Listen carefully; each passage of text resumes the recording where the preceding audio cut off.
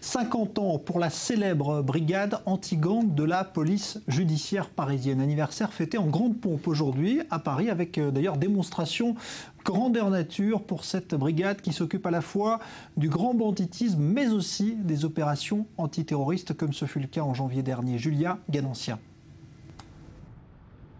Service mythique de la PJ parisienne, la BRI fête aujourd'hui ses 50 ans d'existence. 50 ans d'enquête, 50 ans que des hommes en noir cagoulés interviennent sur des prises d'otages ou face à des forcenés.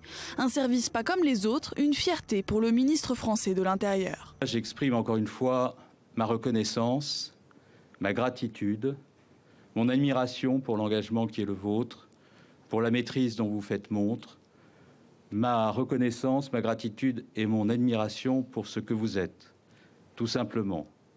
De grands policiers, courageux, de grands républicains, amoureux du droit et des libertés, des êtres sensibles aussi. Ce service au passé prestigieux, pionnier de l'anti-gang, est créé en 1964 pour contrer une fièvre de braquage et d'enlèvement. On lui doit notamment la spectaculaire élimination de Jacques Mérine en septembre 1979 ou encore la libération du baron Empin en 1978 après 63 jours de captivité. À l'époque, la BRI est dirigée par un célèbre flic, le commissaire Robert Broussard, que son collier de barbe n'a jamais quitté.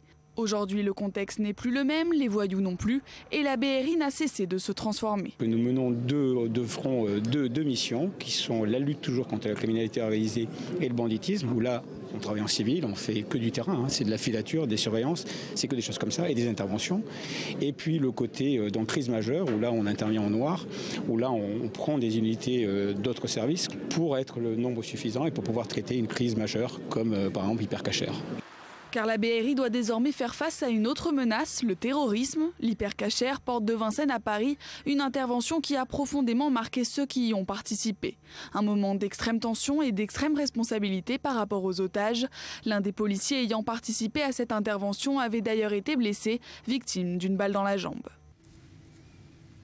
Alors on est en ligne justement avec le patron de cette BRI, Christophe Molmy. Bonsoir. Bonsoir. 50 ans donc pour votre brigade aujourd'hui. Est-ce que vous, quand vous regardez justement les débuts de l'anti-gang dans les années 60, vous diriez que le métier a changé aujourd'hui quand on est policier dans votre brigade? Alors plus ou moins, les techniques ont un peu évolué, nos moyens ont évolué, mais le foncier reste le même. Nous avons toujours des policiers de police judiciaire qui sont des chasseurs, qui cherchent à faire des flags au quotidien. Et puis on est dans les pas de nos aînés pour ce qui concerne l'intervention, puisque dès les années 70, la BRI est intervenue même à La Haye d'ailleurs, sur une prise d'otage de l'ambassade de France. Donc on n'a pas découvert l'intervention à la porte de Vincennes. Maintenant, c'est sûr que les menaces actuelles sont différentes et qu'il a fallu tailler le service en conséquence, en particulier avec la création de nouvelles structures comme une force d'intervention rapide qui permet aujourd'hui de projeter beaucoup plus rapidement sur les lieux d'une prise d'otage des fonctionnaires. Il y avait une époque où on disait le milieu a ses règles, a ses codes. Aujourd'hui, on dit qu'il n'y a plus de règles, c'est un peu sans foi ni loi. Est-ce que vous diriez que c'est un cliché ou est-ce que c'est vraiment ce que vous constatez aujourd'hui sur le terrain ?